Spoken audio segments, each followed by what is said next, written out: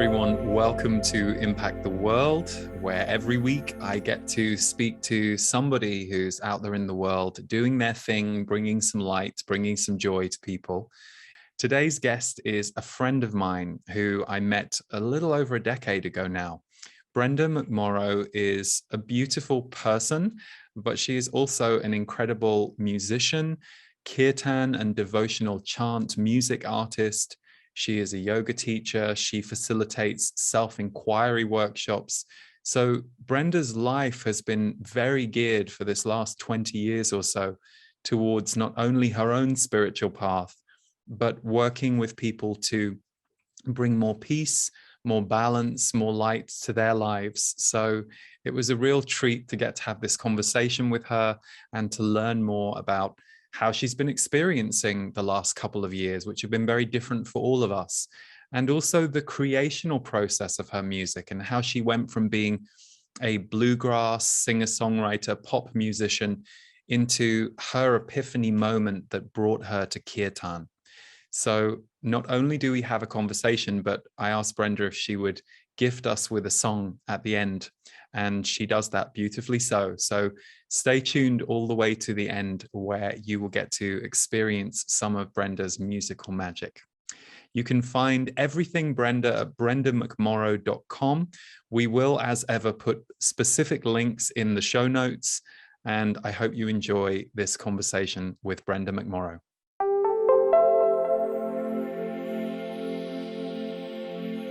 Brenda, thank you so much for being here. It is a total treat to be with you. We met a decade ago. Can you believe that? I know. I was just thinking about that 10 years ago, and what a meeting it was.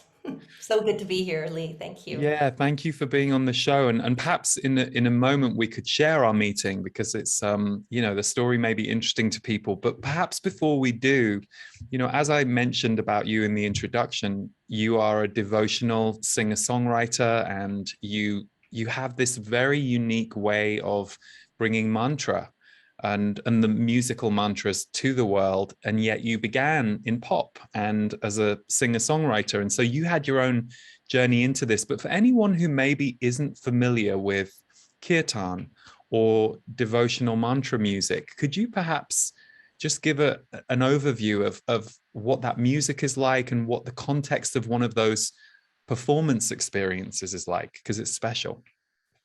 Yeah, yes, of course. I love to describe kirtan because a lot of people in the West have not heard of it, although it is growing. Really, a lot more people are starting to know, and it always is quite intriguing for people. And I feel like it always sort of hits a place inside of them that really recognizes it. And so I'll tell you what it is. This is a call and response style of music that originated in India. And it's something that I think many cultures throughout all of history have done, this kind of singing, listening, and then singing back type of music. And so it's very natural to us, very instinctual. And so because it's from India, most of the songs are utilizing mantras that are in Sanskrit, which is the ancient language of India. And it's a vibrational language. Sanskrit's very different from English in that the inherent quality and the potential healing effects of the actual words and sounds is super powerful. And so when we chant these mantras together in a group, there is a big transformation that is possible on a lot of different levels for people. But it's the kind of thing that we can describe it, but to actually do it is when someone really goes, "Oh, this is what you're talking about." And like I said, the familiarity is there. So I might chant chant a mantra such as Om Namah Shivaya, which is one that people may have heard in yoga classes or around. this is a chant to the transformative aspect of the divine and a representation of transformation. And so I would chant Om Namah Shivaya with a particular melody, and then the crowd sings back, and we go back and forth, and it's kind of it's beautifully hypnotic, and it creates an effect in the mind that is similar in the brain, that is similar to meditation. A lot of people say to me, wow, I went deeper more quickly with mantra than I normally do with meditation. And that is because the process of, or just the way that the mantras work in freeing up the incessant thinking mind. I'll speak for myself, but the way that the mind keeps chattering away, it slows it down, quietens it, and yeah, it creates a lot of peace and sense of well-being. And I could go on and on about it, but you asked for a little overview, so That was perfect. Thank you. And I'm thrilled that you're going to be playing a song for us at the end of this show. So we will stay tuned for that so that people get to have an experience of your beautiful voice and your beautiful musicianship. And I got to meet you because I don't know whether you reached out to me in 2011 or 2012. I remember you had seen a video I had done, and you were yeah. coming through Boulder where I was living at the time. And you said, I'm doing a concert, a Kirtan concert. Would you like to come? And I was not familiar with Kirtan at the time. I think I'd probably heard of it, but didn't know what it was. And we met, and you said, you knew I sang and did music, and you said, would you like to do some harmonies at the concert? And I immediately like, oh, but you were so good. You brought me in, you taught me the harmonies. And then I ended up just having this incredible weekend with you and with the wonderful Narada Wise, who you introduced me to. And it was magic. I think the concert experience, exactly as you said, it's very mesmerizing and very hypnotic. And people I have mentioned Kirtan to, a lot of them will go, oh, I don't know if I want to sing. And I'm like, no, don't worry. It's not, no one's on the spot. We're all doing it together. And it's this mesmerizing experience. So I will never forget that weekend that we had. Me neither. It was amazing. I remember watching one of your videos, and I had seen more than just one of your videos. And I thought, this guy is remarkable. And what comes through him is so inspiring and beautiful. And maybe you had mentioned that you were in Boulder, or I somehow knew this. And I was going to be coming there, and I had that thought, of, oh, he probably gets so many emails, Yeah. I don't know if he'll ever even see it. I thought, but something was moving me. It's like, just send the message, and yeah, and you wrote back totally into it, and I think, oh, actually, we were just going to meet, right? I think, Yeah. or that you were good, and we met, and you were going to come, and but I had also heard your music, so I was already going, hmm, I like the way this man sings. So yeah, when I asked you if you wanted to sing and you said yes, I was just like, this is perfect. Like, how awesome. Yeah, we ended up having really beautiful, we were in Boulder and Denver, right? I think we did Yeah, two. I ended up becoming a stowaway in your band, yours and Narada's band. I stowed away with you to Denver. It was so amazing. And yeah, it was a game-changing weekend for me on so many levels. But you also have this in in in your concerts, your kirtan experiences, and in your retreat leadership. You have a very welcoming presence to everybody. And so I felt that from you, and just to be in a room where everyone is in that vibration, and especially musically. I had not really experienced much intersection of spirituality and music at that point. They'd been two separate things to me that give you the same result. So, I'd always loved music, and it had been healing and this spiritual magical force, but I'd never seen them merged quite so strongly in that way. And I wanted to ask you, how did you make the transition from being a musician, working in pop and as a singer-songwriter, to having your epiphany with Kirtan, and the moment that things changed for you? Hmm. Well, like you said, I had been doing more pop oriented music, folk pop, a little bit of bluegrass. And actually, I was in a band for a number of years in the 90s called Julia Propeller. And it was really fun in London, Ontario. And what happened was in 2004, or the New Year's Eve of 2003 going into 2004. I was on a retreat. It was a self-inquiry retreat. We were doing the age-old question, uh, tell me who you are, the who am I? If anyone who's listening or watching right now may be familiar with the teachings of Ramana Maharshi. And so this is a Gyan Yoga process where you inquire into the nature of who you are. And so I had been on this retreat, and on this retreat, I had a very life-changing experience happen for me in terms of my whole concept of the nature of who I am, the nature of reality, everything. So my everything changed for me on that retreat.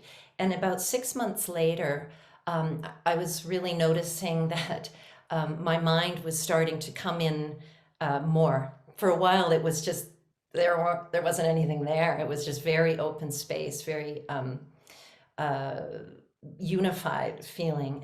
But then the mind started doing its thing again, and someone said to me, Brenda, do you want to come to a Kirtan workshop? And I'm like, well, what is it? And she said, well, it's like yoga, music, kind of related. And I'm like, well, I've done yoga, sure, but I had no idea what this chanting thing was. But I thought I'll go.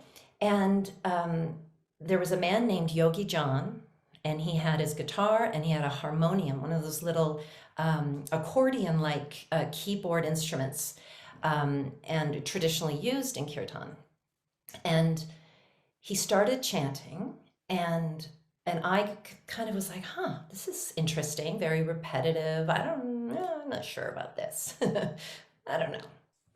And it was the second song, and he did a chant to Shiva, the Om Namah Shivaya that I mentioned earlier.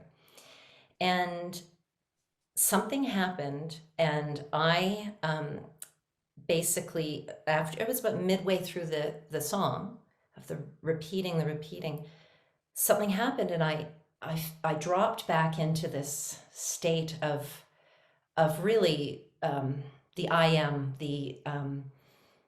there was nothing except for presence, and I wasn't really thinking. I just felt like this music is so incredibly powerful. Like this has helped, this has enabled me to get back from the thinking mind, and there I was, or there I there I was, or there I wasn't. It was just presence. And so this is all happening sort of not very intellectually. I just knew. And I sometimes, when people ask about this, I describe it as a lightning bolt happened. And but it was a little different than that, but kind of beyond words. And I just knew that this is what I'll do now. This is it. This is what I'll do. It wasn't like it was final. It was just, now this is your music. And I could hear my mind. It's almost like there were two sides. My mind was like, what are you talking about? This is the first time you've ever heard it. And you're just like some Canadian girl who has no idea what this is. That's crazy. But the knowing was so, it was just so powerfully quiet and solid. It was just like, the mind couldn't shake it. So I just was like, well, I guess this is what I'll do now. And so after the workshop, I thought, okay, got to find out what this is. I want to find out all about it. So I went on this, I think it was 3-year journey. I moved to Asia, was living in Seoul, South Korea. I traveled to Thailand, where there was an Irish Kirtan band doing an album. My friend invited me, and I'm like, wow. So I got to sing backup on that. I went to India. I studied with a few teachers there. And every night I was doing voiceover work in Seoul, South Korea. And I'd be doing all of these narrations and things all day. And I'd come home and I would read my mantra book that I had, that taught by Thomas Ashley Ferrand. healing mantras, and I would feel into which mantras spoke to me most deeply. And then I'd start writing melodies because I was a pop folk melody writer already. And I just loved doing that kind of style of writing, kind of get the hook in there. And it was just a joy for me. And I started seeing how these mantras wanted to be incorporated into that style. And I would just record and record and record on my computer all these ideas. And and in the meantime, I was hosting an open mic at the Big Electric Cat in downtown Seoul, doing rock covers and stuff. So it was an interesting. There are two worlds together, which is great. I love that. And yeah, so there's more, but I'll break there for a moment. Well, it's interesting you bring up recording because there's two aspects for me of my experience with you and your musicianship. So number one, it was hearing your albums and your recordings, which are wonderful because you can bottle that energy and it can go anywhere in the world. Like this morning when I was looking at your Spotify profile, you have 125,000 or more monthly listeners. And I thought how brilliant that gets to travel around the world in that way. And especially those of us who self-release or self-publish, which is still a very new thing in the world. Like we couldn't have done what we're doing 30, 40 years ago. It just wouldn't have been possible to reach people in the way. The technology didn't exist, and neither did some of the creative freedom we have now. So there's your recording side, and then of course there's holding space and being in the room. So perhaps to ask you about the recording side first, I remember being one of many people who was part of the crowdfunding for a couple of your albums. And I was really struck by the beauty of crowdfunding for your albums, especially. I mean, I'm a big believer in that anyway. And yet there was something so Kirtan about crowdfunding for an album. I thought this really is getting everyone involved. So perhaps you could share a little bit about the crowdfunding experience and how you've experienced that, because I think that's something more people will do in the future for their own things.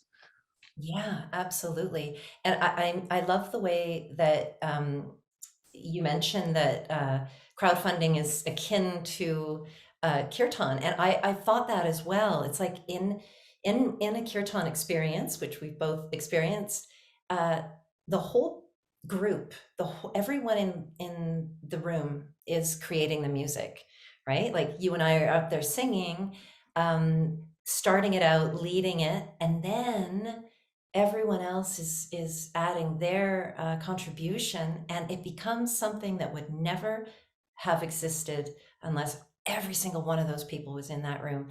And so crowdfunding is like that too. Like we're all taking part in it, and it really, I mean, every time I would do the crowdfunding just beforehand, get all nervous and not want to do it. Not like I felt my mind would be saying, oh, you're asking for money.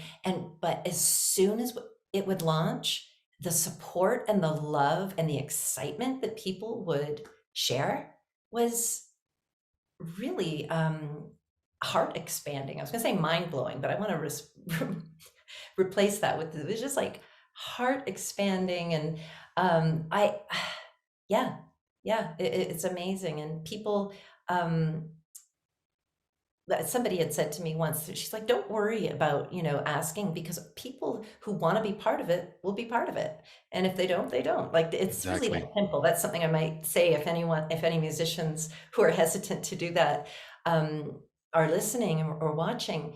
It's okay. Those who want to help you are absolutely going to do it. They'll do it with a lot of excitement too. Yeah, and as someone who I've been involved in many crowdfunding things over the years. I love being part of it, because you do feel it's different to being told, oh, here's my album and here's where you can download it or buy it. I mean, I do that too, but there is something about the community spirit of crowdfunding that seemed so perfect for you and for the world of Kirtan. And I have to ask, is there a new album that we might be getting at some point in the future? I'm just wondering.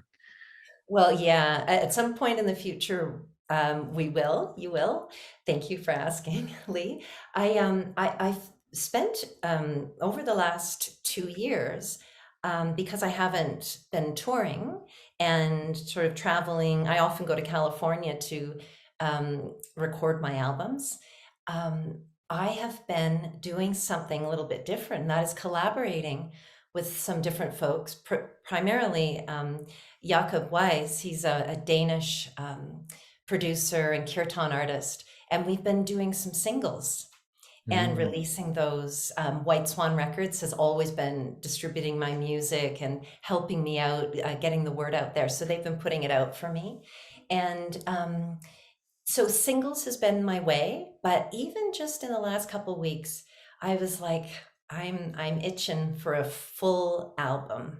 That journey that people can go on with a collection of songs, yeah. and that I can go on. So yes. So the answer is I'm not sure when, but there are songs that are ready, and there are songs that are coming through more and more, even just again in the last couple of weeks. And so soon enough. Your last single was beautiful. I forget the name of it now, but it was a couple of months ago, I think it came out. Yeah, was it the Gayatri Mantra, Giver of Light, It perhaps? was the duet that you did Oh, with, so that was a I'm duet, thinking, and then there was a duet that was in English with Brother Timothy, and that was called In Love with the One. that's the one I heard. That's the one. Yeah. It's beautiful. Yeah. Oh, And I'm thank going you. to go and check out some of the other singles I may have missed now on this conversation. Yeah. Well, the one, the In Love with the One, was really wonderful because I got to go back to my, it was wonderful for me, to go back to my more folky singer-songwriter roots with my dear friend, Brother Timothy, and Timothy Franzik. And we also put in a beautiful Sikh mantra, Ek Onkar Satnam Siri Wahe Guru. So it's this beautiful blending of Mm, the loves of my life, mm. essentially. Yeah. Well, it's funny because you say, you haven't been able to travel as much the last couple of years. And I know at the moment you're spending some time in Mexico, but you are one of the most nomadic people I know. Always going to different places, always touring. And I've always admired that about you. How how have you experienced the standing still that you've had to do this last couple of years, which I know has shown up in everyone's lives in different ways? For example, Deva and Maten, who also had not, stayed still in one place. They've both been on the show. They're also friends, and they said it's been so interesting to stay in one place for 2 years. How did you find going from your digital nomadic life, if you like, to being in one place? Well, that's a great question, and it's a really significant one for me because it had some incredible blessings, and it was really hard Mm, at times. I remember the first time that I actually realized, and this was in, I guess, the end of March of 2020, that I had to postpone an event. I remember that was just so overwhelming, like, or I had to postpone a tour. I couldn't get my mind around it. And then it just kept progressing into having to cancel and then postpone again and then all of that. And I really had to meet some places within me, some real frustration and upset, and then I also got to meet the place in me that really needed to rest mm, and really needed to go even more deeply inward. I think I'd always felt like, because I was doing this practice of kirtan and spending so much time in whatever part of the world I was going to with people who were deeply in their hearts, I really felt like I was so blessed to be able to live a life of spiritual practice. For it's always hard to put words to these, but what I realized was I wasn't having the real still, more elongated times of reflection and quietude that I needed. And so that was a blessing. So I was living in Toronto um, at the time, and after about 4 months in, I was I thought I can't really be in a big city for this. And so I moved to the countryside, and I lived in an apartment on a beautiful farm, huge, beautiful farm with animals, and that was amazing. It actually kind of added in a way, once winter came, added in a way to the solitude and to that angst. You know, I'm a very extroverted person, type 7 on the Enneagram, for anyone who knows Enneagram. So it was like, oh God, okay, Hmm. I know I can do this, but so so it was great. So a lot of walks in nature, feeling into that, like that need to be with others, and also recognizing how important it is to be with others. It was, you know, so there was a lot of introspection, a lot of meeting feelings of loneliness that I think I had not addressed in my life. And so that a lot happened in this time, and it's been beautiful. It hasn't, you know, I'm not going to lie and say, oh, it's just all been awesome, Hmm. because it's been pretty hard. And you know, the impacts of not of me not being able to be with people, and then for people not being able to be with people doing these practices that are so essential to us, I think those impacts have been profound. Yeah. And so, um, you know, just I keep feeling into this energy and envisioning this energy of all of that being able to come back into our lives. And so I create it as often as I can, and I've been able to do that, be doing events here in Mexico, and really feeding that part of me that just sort of had to go a little bit quiet and dormant for a little while. So Mm. yeah, so it's been Beautiful. a trip, a Yeah, trip no, of a different kind. yeah. Well, Yeah. so many things you said I resonate with, and I'm sure many people listening and tuning in. And it's interesting because I do think there is, you know, what you said about I needed to rest, even though you were doing spiritual work in spiritual community in places that were infusing you. That was certainly a lesson I needed to learn. And I know many people who work in personal growth or spirituality or healing.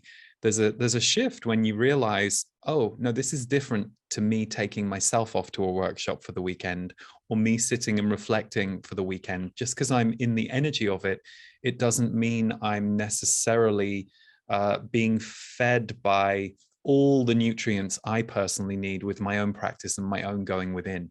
It is a balance. And so I also related to the ability to stop and not take in extra stimuli from travel or from, you know, events with people. But also you hit on something that's been going around a little bit in my circle lately, the word loneliness, which, you know, I'm hearing a few more people speak about, not necessarily people I would expect it from. And they're not lonely all the time, but there is a feeling of loneliness that has risen. And so, you know, one of the mental health challenges for us repairing from this time is going to be the lack of and loss of community that is, we know, so integral to our nature and our spirit. And there's been so much separation around that this last couple of years. It's been very difficult, and in many cases very damaging for people. So I also really hold the vision that you know, as we start to move deeper through this year, that can start to repair for all of us. Mm. Yes, beautifully said. Thank you. And I feel that inspiration as you say that. Yeah, thank you. Mm. Mm. Well, I'm one thing I was interested in for you, because you've had this extra time, you know, I know people will make, I mean, many people have made music. So for example, myself and Devor, who make music, we were able to make loads of music because we weren't going and doing all of these, you know, workshops. So we just transferred the music in the workshops to recording. But one thing I know you have been doing, which is another thing that many people have had the time to do, you've been starting to bring some of your teachings together so that this year you can release more online offerings for people, which I know takes a minute to figure out when you're used to going out into the world. But I love knowing that more people could connect with what you're doing through having that option of the online as well as the live. So Yeah, is there anything you can share about any of the online courses or experiences that you've been creating that we'll be seeing later this year? Sure. Yeah. One of the courses that I've been doing actually for 10 years, this will be the 11th year, is something called Bhakti Heart Fire and Kirtan Academy. And I've been doing it with a yoga school called Tree School of Yoga for many years, but they've just recently closed. And so I'll be continuing it on my own. And I'm going to change it up a little bit and do it in parts. So there'll be an intro to mantra and kirtan. And then also like a part two, possibly even a part three. By the time this airs, we might we might have some more information about that part three.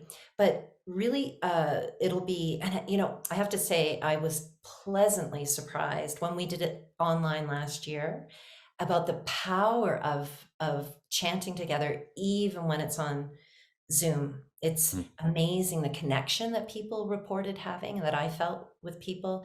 And the power of the mantra, like I was saying before, Sanskrit has such an inherent quality in it that is transformational. So whether you're on technology or in person, this power will be shared. And so I'm really looking forward to being able to offer that again. And also, I have a few online courses that will be more self-directed, ones that I have done and have packaged for people to be able to do it at their own pace through videos and audio and um, documents that we provide. One of them being the Learn the Hanuman Chalisa. The Hanuman Chalisa is an Mm. ancient hymn, 40 verses, and one of my songs that that people recognize of mine is a very fast version of that. And a lot of people get very drawn to learning it. And so I've just finished a course, a 7 session course where we go into that, the Chalisa. So we're going to be doing that and offering that as a self-directed um, supported practice. And then also awakening heart wisdom retreats and programs where I offer all kinds of different methods and explorations for people to be able to drop out of the mind and more deeply into the heart. People often say to me, I just don't know how to access my intuition. And I know that you're familiar with this. People are not sure. And so we'll go more deeply into what are ways, and it's actually not that complicated to find ways to come into the heart and into that deep knowing that, boy, do we ever need to cultivate that? And it's always with us. So that, yeah, so some programs that will help to support that for people. Beautiful. And I know that you have a degree in English literature and education, right? Yeah, yeah. So were you always going in the direction of wanting to be an educator and a teacher? Was that always in you or? It's, I think it was kind of in me because a lot of people in my family and my extended family were teachers, and I really what I always wanted to be was a musician. And then when I started having more sort of how would you call it, spiritual experiences and expansions happening, then I realized I wanted to be able to share this. So I didn't, even though I did get a degree in teaching, I realized doing that like with kids. I love kids, but on a schedule with a bell ringing, with a curriculum. Curriculum that isn't yours. Yeah, exactly. So, Yeah, yeah. So that's not really, but so in a way, yes. but I'm And always interested in the paths that we have because I know, for example, that you became a registered yoga teacher and you facilitated so many workshops. So I don't know, I found it so interesting with you. I'm like, oh, how interesting that education was there at the degree level for you, even though you've taken some of the basic bases of that into a more modern and spiritually aligned way of teaching. totally. It's like I think we often don't really know why something is happening at the time, and then it serves what comes to be afterwards. So yeah, it was mysterious how that all unfolded, and really glad it unfolded as it did. Yeah. Yeah. Well, I know we're going to have a song from you in not too long from now, but one thing I'm curious about, a minute ago, we were talking about how you have experienced the last couple of years and what it brought up for you. I wonder, what have you noticed as a positive attribute in other people? The change that you may have commonly seen this last couple of years in the people that you're interacting with, either personally or through your work. I'm wondering if you've noticed anything that's showing up in the world.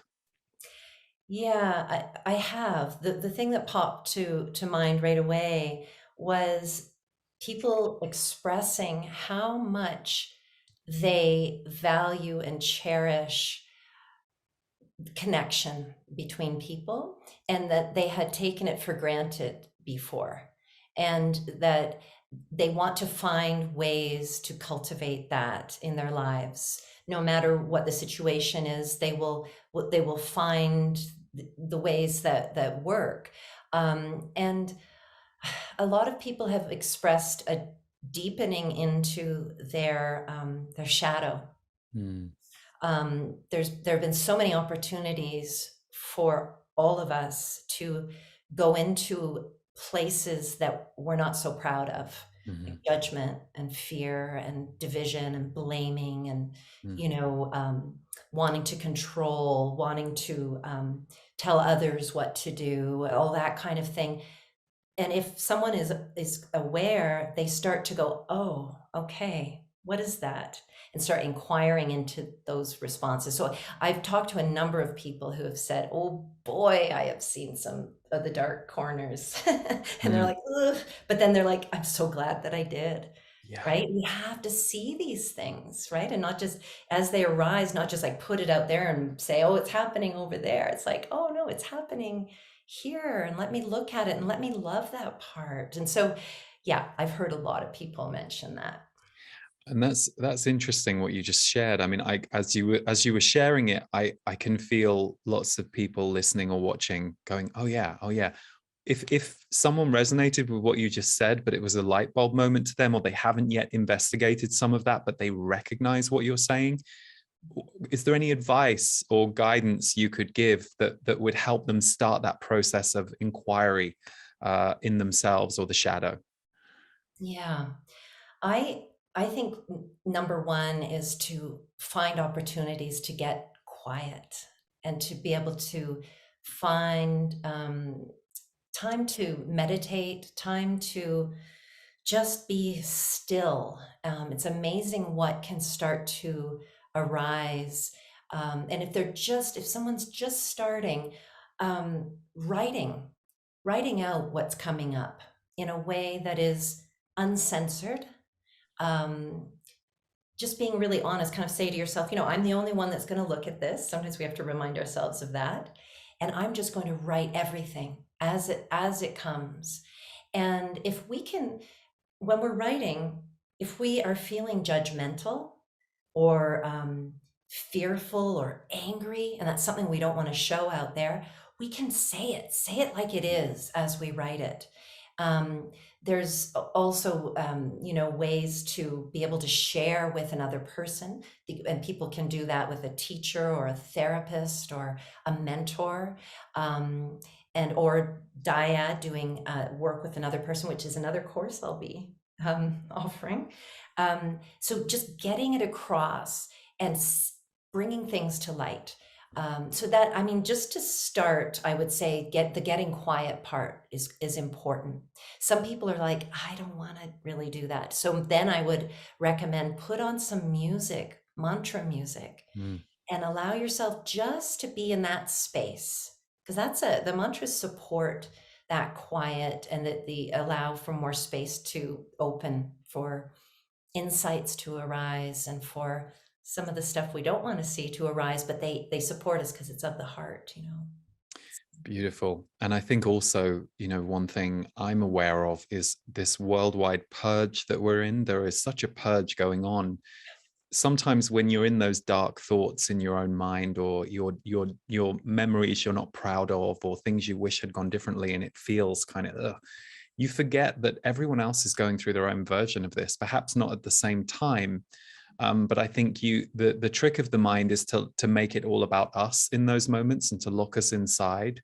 Whenever I've been in therapeutic groups where people share and they share how they're feeling and they're in a safe enough space to do that, it's amazing when you hear what's going on inside people when they have that moment to be able to say, well, this is what's going on inside me today. And you're like, wow, I would never have thought that based on the chat we had 10 minutes ago. And when you go around the room and everybody gets to just say, well, yeah, this is kind of what I'm struggling with today, or these are some of the issues I'm having, it brings us back together and shows us the shadow is collective and personal. I mean, you named it when you talked about some of the behaviors that we've either been witnessing outside ourselves in the last couple of years, which of course then brings it up in you, because if you see division and blame and judgment going on outside you, it can bring up in you the times that either you have done that or you have felt that from other people. So no matter where you sit on the behavior of it, we're all in the energy of it. So there is this purge happening. So I really relate to what you said. And I do think it's being willing to be uncomfortable for a while, and also remembering that everyone else is going through it. I had a moment the other night when one of our cats threw up at 3:30 in the morning, which is very unlike her. So we were both woken up, and then I lay in bed for about 90 minutes, which is again unlike me, going through all this stuff from like 10 years ago. I'm feeling really uncomfortable about it and kind of going, oh God, I wish I'd known better. I wish I'd done better, kind of not going there too much, but just in old parts of myself, relationships, my life. And it was just, as the night can often be, it's like the night can really take you there. And it was interesting because I didn't love it, but I went with it and I just observed it all going on. And eventually, by the time it was done, I woke up the next morning and I felt better than I had in a week. So it's that strange thing, isn't it? So the cat vomited, then I vomited. We're all vomiting a little bit at the moment. We are. And I think the more that we can, I just got the vision when you said vomiting, the more that we can hold our own hair back while it happens, like love ourselves, of course get support from others, but we need to be like, you needed to be the one to see all of those Mm, things that came up, from 10 years ago, and to be present with it mm, and not say that shouldn't be happening. Like, mm. this is, here I am present with it. And so much of what we just tuck away, it's got to come up at some point. And yeah, meeting it with compassion, even if it is at 3 in the morning. Yeah. And also it's funny, Powerful. one of the things I realized was how monocular our focus can be. We can get very focused on the thing that's bothering us, and we're forgetting that perhaps on the day that we're remembering the thing that bothered us, 10 other good things happened, or neutral things happened, or positive things happened. Like, there's so much going on all at once that multidimensionality, sometimes we do have to zero in on a certain area to either release it or amplify it. So thank you for talking to that, because I was there just a few nights ago, Brenda. And yeah, you can hold my hair back for me, please. Okay. I know it'd be kind of hard to find your hair, but Maybe that's why that's how I shaved it. Um, um, well, a couple of musical questions before we go to your song. A pithy one, really. Who are you listening to musically these days? Whether it's a genre or whether it's certain artists, what kind of music are you going to as a listener these days? oh yeah. People are often surprised when they hear what kind of music I listen to.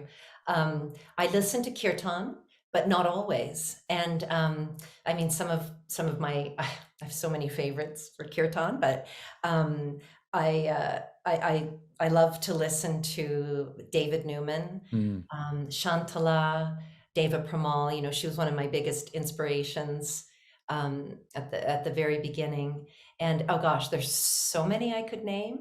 And you'll find actually people on my website. I list a lot of artists that I love, and I I listen to electronic kind of ambient music that is like a mix of organic acoustic music um, and beats. I love dancing. I loved, and you and I went dancing We once. did. We Remember did. that? It was fun. Yeah, we went to an ecstatic dance or a five rhythms in Boulder, right? It was ecstatic dance, Yeah. and oh my God, and I was like, this guy just keeps getting cooler and cooler to me. Oh well, thank God. Thank Because I God. don't know if I was, yeah, no, the reason I like ecstatic dance is you can dance shamanically, which is basically the way I dance. You're not going to get any nice choreography from me. It's going to be shamanic. Yeah, yeah. Well, it was amazing. And so I have a list. It's called Medium Chill Maximum Sweet. It's one of these playlists that I Mm. have. And then I have a When I Want to Move list, and I just keep adding. And so I'm thinking like Elderbrook and Pablo Nouvelle and Ayla Niero. She's an Oh, Israeli, she's great. you know her, right? Yes. Or you know of her, or maybe you I know of. know of her. I've not met her, but I've known of her for many years out there. Beautiful Oh, just music. had an idea for Impact the World. Oh, cool. Yeah, I would love that. Would be great. Yeah. So she's amazing. Trevor Hall, who you've had on the Who's wonderful. Yeah. just so it's kind of diverse, the Yeah. type of music that I listen to. Olafur, oh, I'm going to say his name wrong, but Olafur. Oliver Arnolds, who is one of my all-time favorites. Him, Niels Fromm. Yeah, I'm always listening to like modern classical pianists, and Yeah, especially because they move into the electronic realm. They're Joep fantastic. Beving, if I'm saying his name right. Who? I think it's Joep Beving. Oh, I have to check I'm him gonna out. send you. You and I are gonna have to Yeah, please. our playlist. Playlist, please. We're gonna be like, oh yeah, cool. So there's quite a bit of diversity. So actually, I don't know if people go to my Spotify page, if they can see the playlists I've created, they may.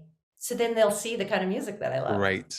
Great. Yeah, Thank you. and And of course, Lee Harris, thank you very much. Well, I'm listening to you too. voice of I was gonna say a deva, a davy, like an angel. How do I want to describe? Just give me a moment because I know you're asking me questions, but I want to talk about you for a moment. There's this strength in your voice and a sweetness, it's like you're bringing heaven and earth together when I listen to you. Hmm. And it's, yeah, so Thank you. That's so sweet. Thank you. you're welcome. Well, my last question for you before we go to one of your songs is because this atmosphere that exists in a kirtan room is so potent, and like you said, it's never the same because it depends on what room you're in, what city you're in, what group you're in, how everyone is that day. A kirtan experience is an organic experience. How do you approach recording? So you Mm. make these beautiful albums that have their own energy and are like postcards from Kirtan. It's like if you can't be in the room with you, it's the next best thing. You have such a clarity both in your voice, but also the way you produce your music. I always love the cleanliness with which you produce. Even when you have several instruments going on, there is always a purity and a clarity about your production. So I was wondering, how do you approach creating recorded music on a spiritual level, on an energetic level? How do you try and bring some of that magic into the recording devices that can then broadcast out to the world? Right. Well, I think for me, it's pretty simple. I wait until I hear a producer, like music from a producer, engineer that just blows me away. Um, when I first discovered Ben Leinbach, who was my producer for my first three albums, um, I was listening to one of Jai Uttal's Hmm. Kirtan albums, and I had been wondering, who do I want to work with? Who do I want to work with? And I listened to this album, and suddenly everything lit up, and it was, whoever produced this is who you're going to work with.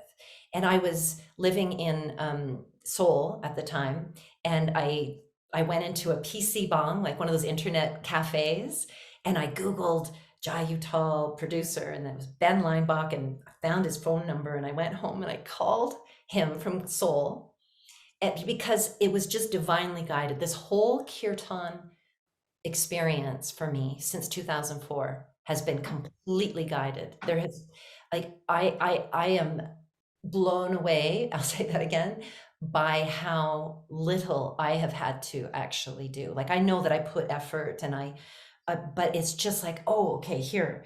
And I've been listening. I guess that's the part that I can say, good for you, Bren. You listened. And so I knew it was Ben. No question. Nobody else. That was just him. And then for my last two, I remember being in Spain, and I had this list of all these songs that I loved and different producers and everything. And then I just happened to be listening to Chapter in the Forest. And I forget which song it was exactly, but the same thing happened. Boom, lightning. Whoever this is who you're going to work with. And it was Warren Hewart, had produced with Trevor Hall that album. So I've done my last two with Warren. And so they're both incredible. And then with Jakob, who I've been working with too, it's the same. I heard him play and I heard some of his music and I was just like, okay, I need to work with him. Like there's magic involved. I don't really do anything other than wait to be shown. Beautiful. Beautiful. Thank you for sharing. And now we don't have to wait anymore to hear some of your music. So Brenda, it has been a really beautiful conversation. Thank you for bringing yourself to the show. Thank you for all that you do in the world to put out there to bring peace and balance to people's lives, because it definitely works. Your music is something that I have loved and used many times over the years. So for anyone who's tuned into the show right now, we will put all links to Brenda's work and offerings and Spotify and everything in the show notes. But BrendaMcMorrow.com is Brenda's main website where you can find links to everything. So because I want you to have the last word with your song, I just wanted to let everyone know where they could find you. And thank you for being here today, Brenda. Oh, Lee, thank you for everything that you bring to this world and to my life. Thank you. I love you. Mwah. Love you too, honey. Okay, well, thank you. And we will let you take it away with one of your songs. Thank you. So Ananda Mayi, this is a song to the divine feminine, which exists within each and every one of us. To the divine feminine in the form of bliss, consciousness, and truth. And this mantra, these words were written by Sri Aurobindo, and I set it to a melody. So we'll do this for a couple minutes, and if you want, you can just really rest back into the sweetness of the energy of the divine Ma, or you can sing along, or a little bit of both. Here we go. Om Anandamayi Chaitanyamayi Satyamayi Parameshwari.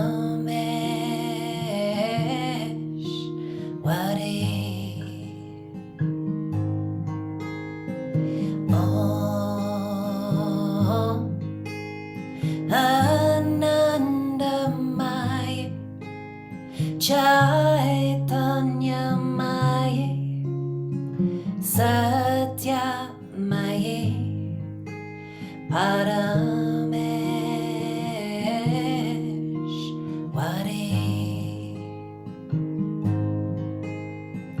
Om Anandamayi Chaitanyamayi Satyamayi Parameshwari.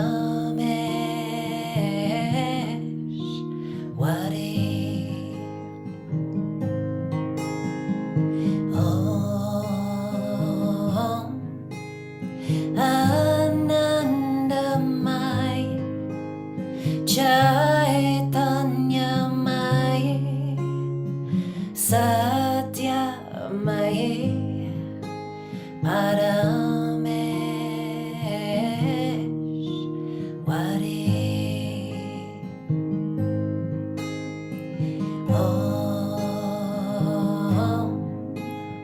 Anandamayi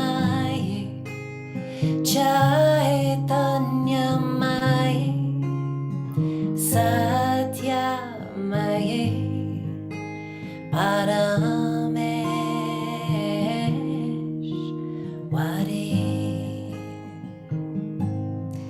May I open into truth, and may I be in service to the One.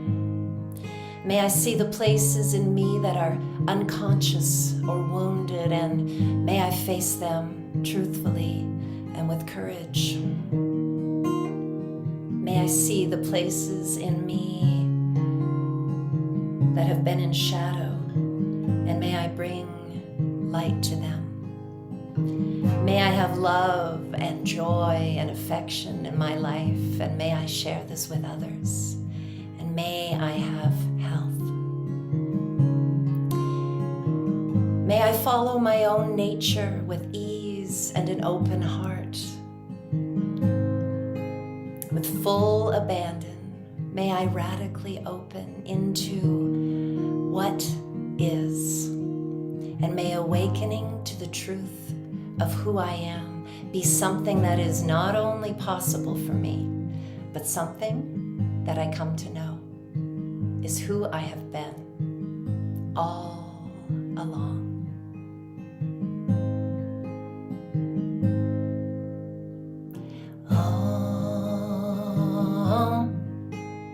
Anandamai Chaitanyamai Satyamai Parameshwari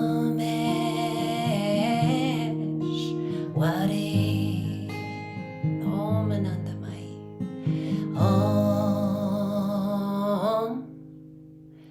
Anandamai Chaitanyamai Satyamai Parameshwari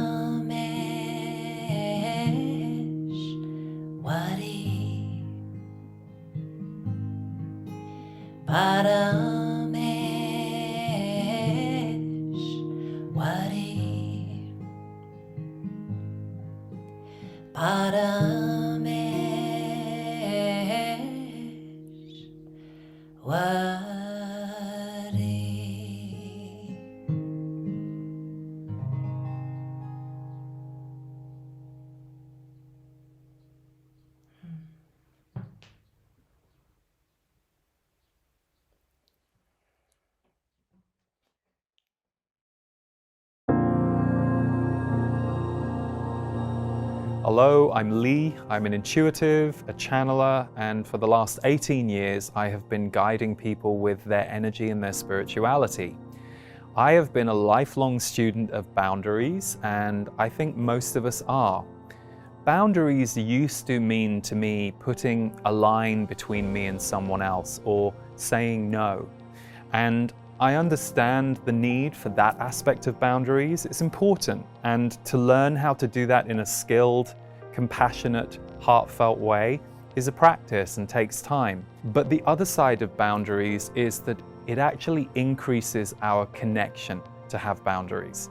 So the people that we're connected to in life and those relationships can become richer when we know where our lines are, and equally when we are able to respect their boundaries and to know what they might need.